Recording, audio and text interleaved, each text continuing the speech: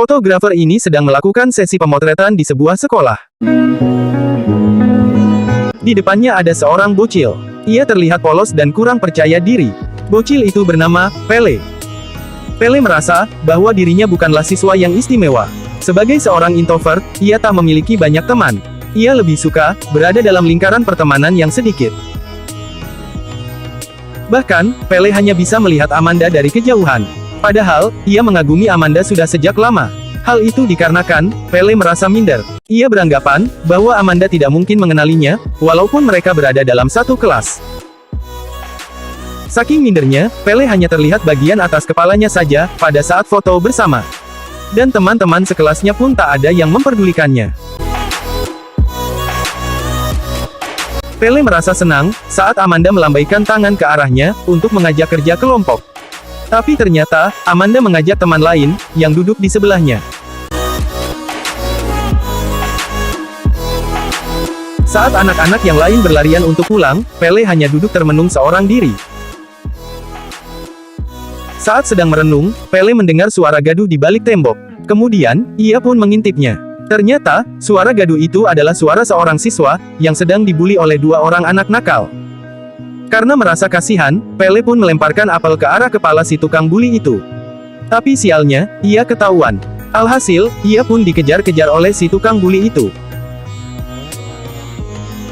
Pele berhasil lolos, setelah bersembunyi di balik pagar. Saat sedang memantau si tukang buli, Pele merasa ada sesuatu yang menggigit kakinya. Tapi ia hanya menggaruknya, karena ia sedang fokus kepada dua anak yang sedang mencarinya. Setelah si tukang buli itu pergi, Pele pun keluar dari persembunyiannya. Di saat ia sedang melihat sebuah bangunan, tiba-tiba ada seekor semut yang menggigit lehernya.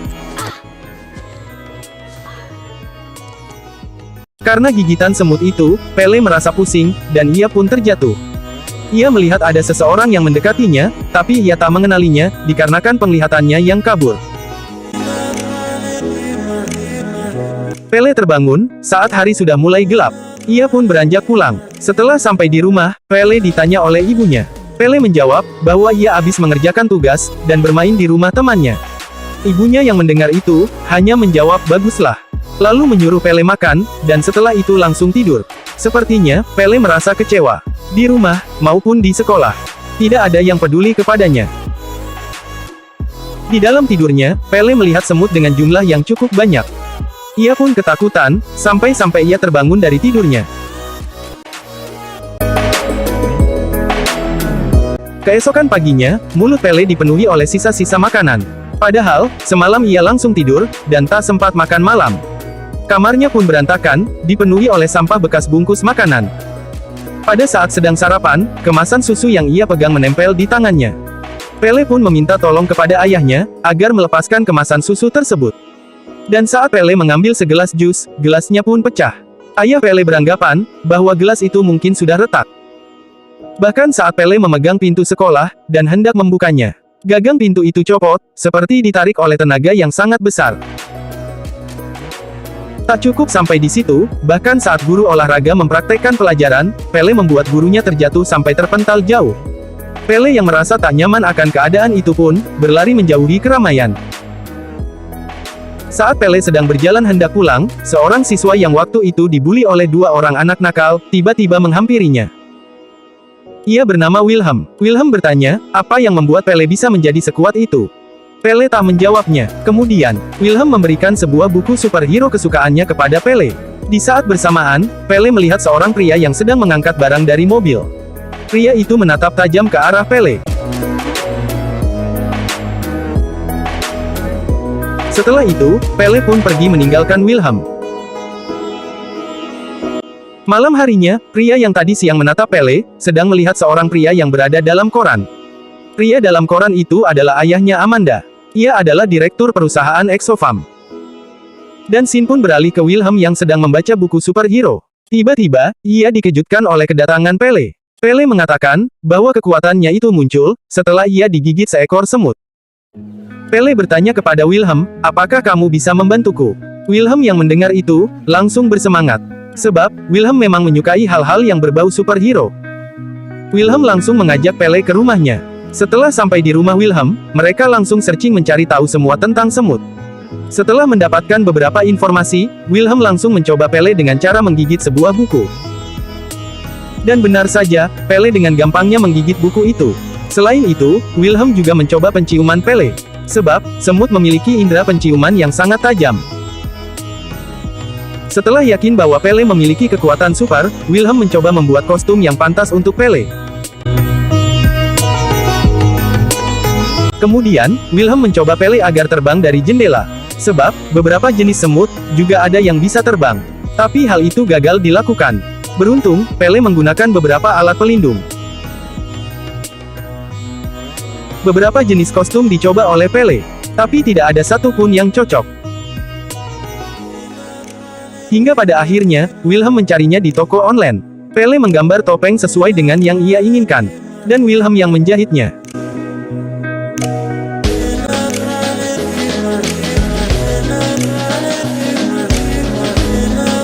Setelah mendapatkan kostum yang diinginkan, kemudian mereka memikirkan nama apa yang pantas untuk digunakan. Wilhelm menyodorkan beberapa nama, tapi tidak ada yang cocok untuk Pele. Kemudian, Pele menyebutkan satu nama, dan mereka berdua menyetujuinya. Nama itu adalah Pele merasa lapar, sebab mereka sudah lama berada di parkiran. Wilhelm bergegas mencari makanan, sedangkan Pele tetap di parkiran menunggu Wilhelm. Setelah Wilhelm pergi, tiba-tiba Pele mendengar seorang wanita yang meminta tolong. Pele yang melihat kejahatan itu, langsung membuka jaket dan menggunakan topengnya. Si penjahat yang melihat, malah mentertawakannya. Ia mengatakan, cepatlah kembali ke pesta karnaval. Pele yang merasa gugup, membalas ucapan si penjahat dengan mengatakan, cepatlah kembali ke sekolah. Si penjahat yang mendengar itu pun menjadi emosi. Ia mendekati Pele, dan Pele pun mundur. Tanpa disadari, Pele merayap di dinding, layaknya seekor semut.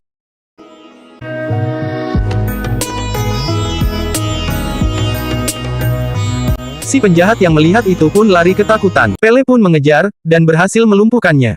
Si penjahat bertanya, siapakah dirimu? Pele menjawab, bocah semut. Dan itu untuk pertama kalinya, Pele memperkenalkan dirinya di depan publik.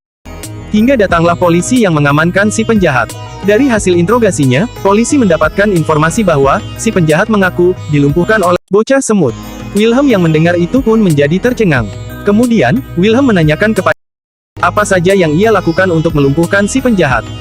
Pele mengatakan, bahwa ia bisa merayap di dinding. Tapi ketika ia memperlihatkan kemampuannya kepada Wilhelm, ia tak bisa melakukannya. Setelah itu, mereka pun pulang ke rumah Wilhelm. Setelah sampai rumah, Pele bertanya kepada Wilhelm, kenapa ia tak bisa memanjat di dinding lagi. Wilhelm mengatakan, bahwa kehabisan energi. Dan untuk mengisi energi, Wilhelm sudah menyiapkan makanan. Wilhelm juga membuat sabuk yang berisi makanan. Apabila kehabisan energi, bisa dengan mudah mendapatkannya. Selain itu, Wilhelm juga merakit earphone, agar selalu terhubung dengannya.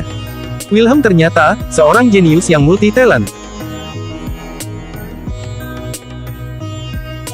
Berita tentang bocah semut pun menyebar dengan cepat. Orang-orang mulai mempertanyakan, siapakah superhero itu, si bocil yang telah banyak menolong orang. Pele merasa bangga atas pencapaian itu. Ia yang dulunya tak pernah ada yang memperdulikan, sekarang mendapatkan perhatian dari semua orang. Si tukang bully yang dulu mengejarnya, kini bisa dilumpuhkan dengan mudah. Pele yang sekarang bukanlah Pele yang dulu. Ia terlena dengan pujian orang-orang yang ditujukan kepadanya. Wilhelm yang merasakan perubahan atas sikap Pele, mencoba menasehatinya. Wilhelm mengatakan, bahwa superhero harus menolong orang, bukan hanya mengharapkan perhatian. Tapi lebih dari itu, superhero memiliki tugas yang cukup besar. Wilhelm juga mengingatkan bahwa, perempuan tidak akan menyukai orang seperti kita. Pele yang mendengar itu pun membenarkan ucapan Wilhelm. Tapi, Pele tetap merasa bangga. Sebab, semua orang menyukai bocah semut, dan bocah semut itu adalah Pele. Scene beralih kepada Amanda yang sedang menghias poster bocah semut. Tapi Amanda tidak mengetahui bahwa, bocah semut itu adalah Pele, yang selama ini mengaguminya. Amanda terganggu oleh suara musik yang berasal dari kamar sebelah. Kamar sebelah diisi oleh saudaranya yang bernama Aida. Amanda yang anggun kurang menyukai suara bising. Berbanding terbalik dengan Aida, yang agak tomboy dan cerewet. Amanda melihat sesuatu di balik cermin. Dan ketika ia berbalik, Amanda menjerit dan meminta tolong. Aida yang mendengar itu pun langsung masuk ke kamar Amanda. Tapi Amanda sudah tidak ada di kamarnya. Keesokan paginya di sekolah, guru memberitahukan bahwa Amanda dan Aida hari ini tidak masuk. Oleh karena, Amanda sedang sakit. Pele yang mendengar itu pun, menjadi sedih. Tiba-tiba, terdengar suara yang meminta tolong. Orang-orang pun berdatangan mengerumuni tempat itu. Terlihat seseorang, bergelantungan di atas gedung sekolah. Si bocah semut yang mengetahui itu, bergegas hendak menolongnya. Dan ternyata, itu hanyalah sebuah boneka yang dibuat oleh Aida. Aida sengaja melakukan hal itu agar bisa bertemu dengan bocah semut. Aida meminta tolong, agar bocah semut menyelamatkan saudaranya yang bernama Amanda. Kemudian, Aida memperlihatkan sebuah video, yang dikirim oleh si penculik kepada ayahnya. Amanda disandra, dalam sebuah kotak kaca yang kedap suara. Si penculik menyebut dirinya bernama, Flea. Untuk menangkap Flea, bukan hanya sulit, tapi mustahil. Flea mengatakan, jangan buang-buang waktu untuk melapor kepada polisi. Jika ingin anaknya selamat, ayahnya Amanda, cukup memberikan uang tebusan sebesar 20 juta dolar, dan ayahnya Amanda, harus mundur dari jabatannya, sebagai direktur Exopam. Bocah semut bertanya, apakah kamu mengenal si penculik itu? Aida menjawab, tidak. Kemudian, bocah semut bertanya lagi, apakah ayahmu dapat menebusnya? Aida menjawab, ayahku bukanlah orang yang kaya raya. Oleh sebab itulah aku meminta tolong kepadamu. Karena kamu adalah seorang pahlawan. Saking semangatnya untuk menyelamatkan Amanda, Pele menjadi keceplosan. Ia mengatakan, tenang, aku dan Wilhelm akan menyelamatkannya. Aida yang mendengar itu pun menjadi kepo. Tapi Pele mengalihkan pembicaraan, kepada hal yang lain. Kemudian, Pele menemui Wilhelm. Ia mengatakan, berjanjilah kalau kau tidak akan marah. Setelah itu Aida pun muncul dari belakang. Ternyata Aida berhasil membujuk Pele. Wilhelm yang melihat Pele membawa Aida, menjadi tercengang. Setelah mereka masuk, Wilhelm berkata di belakang Aida kepada Pele. Ia mengatakan, ini sangat berbahaya. Aida akan berkata kepada semua orang.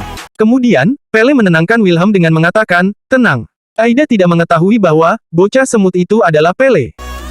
Walaupun begitu, Wilhelm tetap menganalisa video itu. Wilhelm sedikit cekcok dengan Aida. Tapi hal itu tidak berlangsung lama, karena Pele menengahinya. Pele bertanya kepada Aida, siapakah musuh ayahnya? Aida mengatakan, orang yang tidak menyukai ayahnya adalah orang yang ingin menguasai Exopam. Exopam adalah perusahaan yang bergerak di bidang vaksinasi. Tapi Aida tidak mengetahui lebih jauh. Sebab, perusahaan itu berlokasi di luar kota. Ayahnya hanya mengatakan, bahwa vaksin itu digunakan untuk orang yang menderita sakit yang parah. Saat mereka bertiga melihat list foto-foto orang jahat, tiba-tiba Boy mencium bau sesuatu. Pele melihat Aida memegang sebuah kalung. Kalung itu milik Amanda. Pele pun berkata, aku bisa mencium bau kalung itu. Mereka pun mencoba keluar mencari Amanda, dengan cara mencocokkan bau pada kalung itu. Mengikuti arah bau itu, hingga sampailah mereka di sebuah rumah. Boy mengingat rumah itu, karena disitulah, ia digigit semut. Wilhelm mengetahui pemilik rumah itu. Ia adalah seorang nenek tua, yang mayatnya baru ditemukan oleh polisi, setelah membusuk selama 2 minggu. Rupanya Aida juga mengetahuinya, ia juga menceritakan nenek tua itu, hingga Wilhelm merasakan ketakutan. Tapi apapun itu, Pele harus cepat-cepat masuk ke dalam untuk menemukan Amanda, dan menyelamatkannya. Pele terus mencari jalan untuk masuk, hingga ia menemukan tangga bawah tanah. Ia menemukan pintu, tapi pintunya digembok. Dan sialnya, Pele malah kebelet ingin pipis. Ia pun pipis sembarangan, hingga mengenai gembok itu.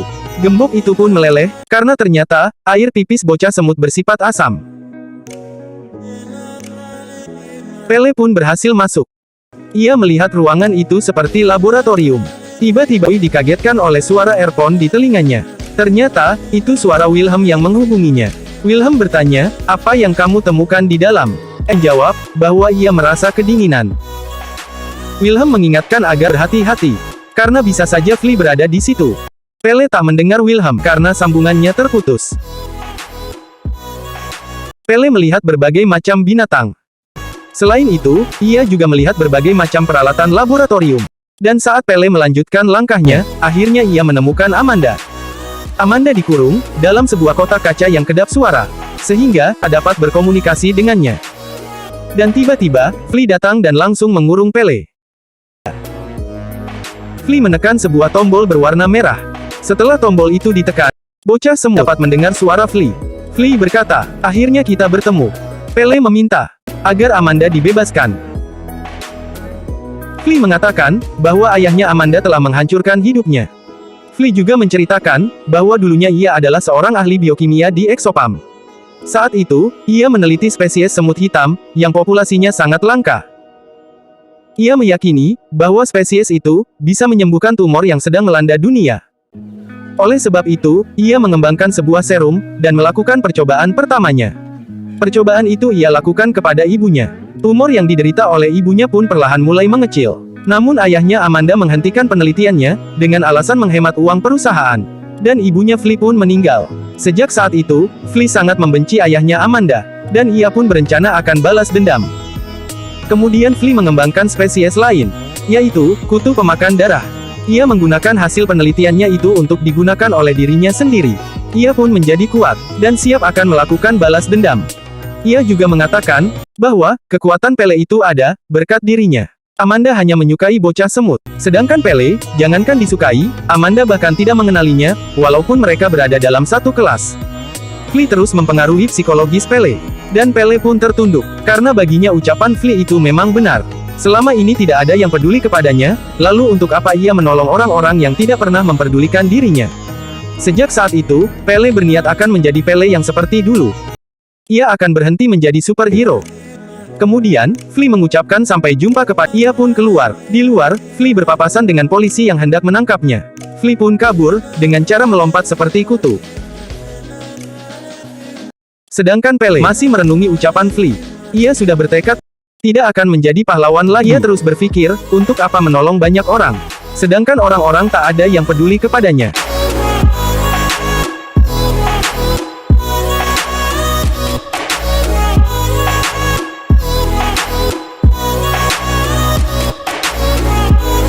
Setelah kejadian itu, Pele marah kepada Wilhelm. Sebab, Wilhelm mengatakan bahwa Flea harus segera ditangkap. Pele berkata, kalau ingin mengalahkan Flea, lebih baik kamu saja yang menjadi pahlawan. Pele memberikan topeng kepada Wilhelm. Wilhelm pun pergi dengan membawa topeng itu. Pele sudah kembali menjadi Pele yang dulu. Seperti biasa, ia selalu bersandar di balik tembok. Ia hanya bisa memandangi Amanda dari kejauhan. Saat di dalam kelas, tiba-tiba gedung sekolah menjadi sasaran kemarahan Flea. Semua siswa lari meninggalkan ruangan. Wilhelm menghampiri Pele, tapi Pele tak mempedulikannya. Pele berkata, biar polisi yang mengurusnya. Pele pun berlari meninggalkan Wilhelm.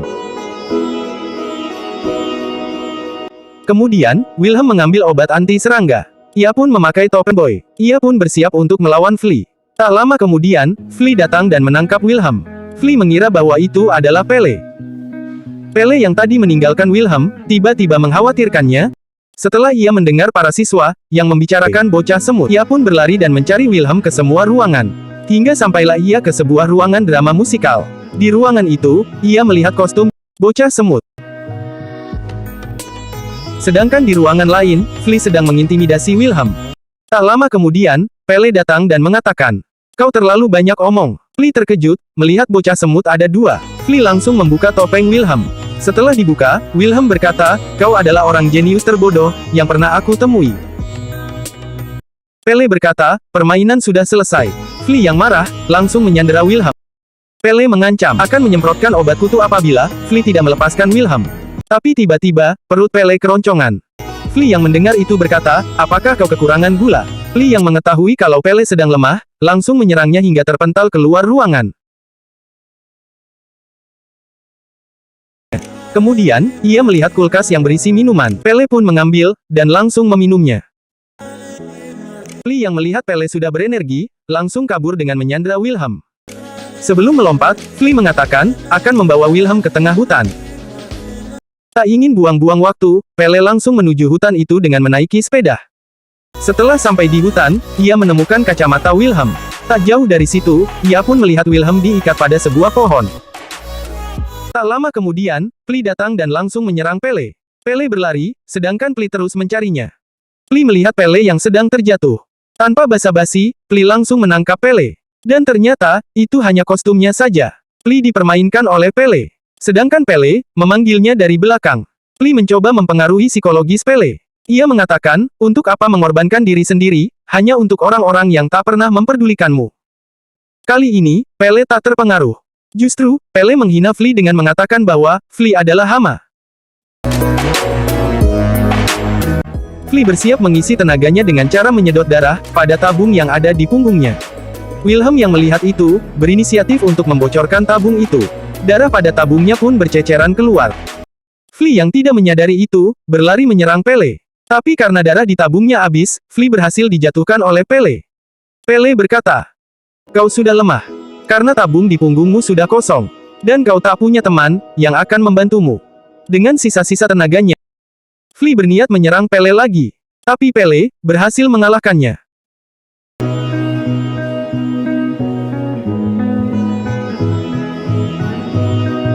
Wilhelm pun menghampiri Pele, dan mengucapkan terima kasih.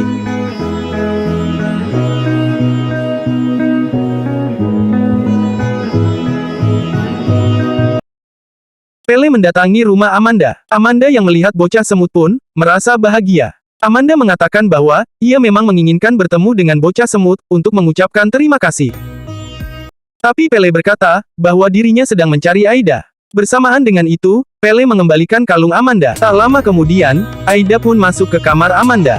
Amanda pun keluar meninggalkan mereka.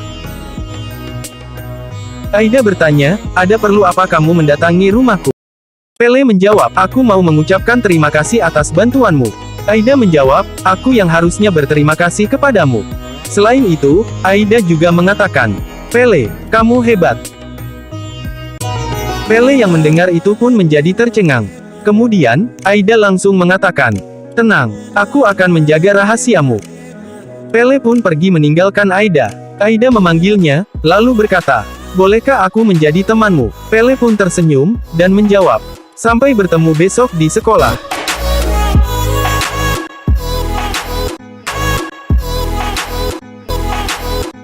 Saat memandikan anjingnya, Wilhelm datang menemui Pele. Wilhelm berkata, "Aku sudah menemukan ide, untuk membuat kostum baru." Pele menjawab, "Aku sudah nyaman dengan kostum itu, dan tak ingin menggantinya." Wilhelm mengatakan, "Kostum itu bukan untukmu. Kau membutuhkan seorang teman." Pele menjawab, "Aida tidak mungkin menjadi superhero." Wilhelm pun menjawab, "Memangnya siapa yang membicarakan Aida?"